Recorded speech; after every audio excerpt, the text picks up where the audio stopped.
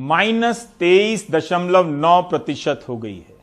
लेकिन इसी आर्थिक संकट के बीच प्रधानमंत्री केयर फंड में 5 दिन में 3,000 करोड़ से ज्यादा के फंड आ जाते हैं।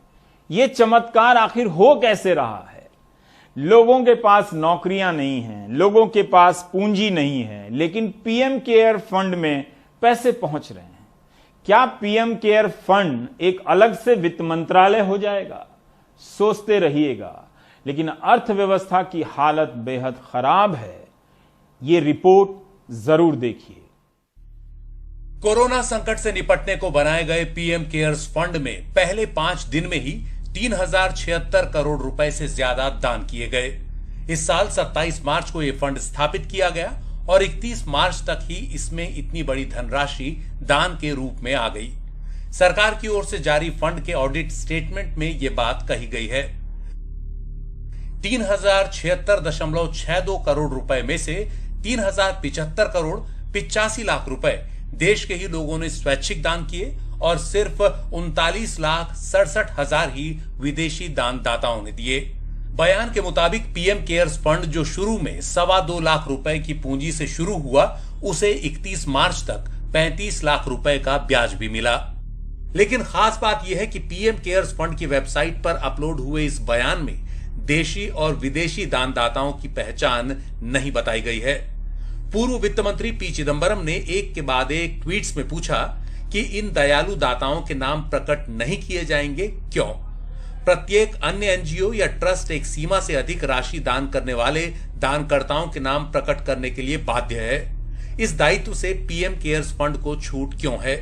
दान पाने वाला ज्ञात है, दान पाने वाले ट्रस्टी ज्ञात हैं, तो ट्रस्टी दानदाताओं के नाम उजागर करने से क्यों डर रहे हैं? प्रधानमंत्री नरेंद्र मोदी इस ट्रस्ट के चेयरमैन हैं और ट्रस्ट की डीड में कहा गया है कि यह फंड आरटीआई कानून के तहत एक पब्लिक अथॉरिटी नहीं है। इसी साल जून में पीएमओ ने एनडीटीवी की इस सिलसिले में एक सूचनाधिकार याचिका इसी आधार पर खारिज कर दी थी। ये एक आरटीआई है जो कि हमारे सहयोगी अरविंद गुणशेखर ने भेजी, जिससे ये जानकारी प्राप्त करने की कोशिश की उन्होंने कि बोर्ड ऑफ ट्रस्टीज में कौन कौन है, डोनेशंस का ब्रेकअप दे दें, फंड कहाँ कहाँ मिला, कैसे नहीं मिला। उन्होंने एक बात जानने की कोशिश की और इसके जवाब में अगर आप देखें, ये वाला लाइन अगर आप यहाँ जूम करें तो आप देखेंगे रिमार्क्स में लिखा हुआ है, PM cares fund is not a public authority under the ambit of section 2H of the RTI act. However relevant information of PM Cares you can get from the website pmcares.gov.in। यानी कि ये एक public authority नहीं है PM cares fund. तो public authority नहीं है तो इसका मतलब फिर प्राइवेट अथॉरिटी होगी, और अगर प्राइवेट अथॉरिटी है तो पी चिदंबरम पूर्व वित्त मंत्री का कहना है तो फिर किसी और ट्रस्ट या किसी और एनजीओ जो कि प्राइवेट अथॉरिटी है उसकी तरह आपने डोनर्स लिस्ट, दानदाताओं की सूची क्यों नहीं दी? इस बीच ये सवाल भी उठा था कि जब प्रधानमंत्री राष्ट्रीय राहत कोष है तो अलग से पीएम केयर्स फंड बनाने की जरूरत क्या थी। यह भी सवाल उठा कि जब नेशनल डिजास्टर रिस्पांस फंड है तो पीएम केयर्स फंड की जरूरत क्या है और इसका पैसा उसमें ट्रांसफर कर दिया जाए।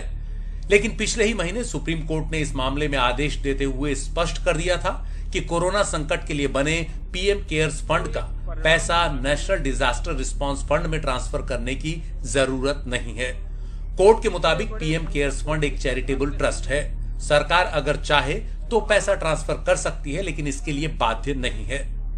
तो साफ है कि न तो पीएम केयर्स फंड का पैसा कहीं और ट्रांसफर होगा और नहीं ये पता चल पाएगा कि इसमें दान देने वाले लोग कौन हैं, और इस तरह विपक्ष के लिए सवाल उठाने का मौका बना रहेगा। Bureau report, NDTV India. Please दोस्तों, like and share the video and subscribe the channel. God bless.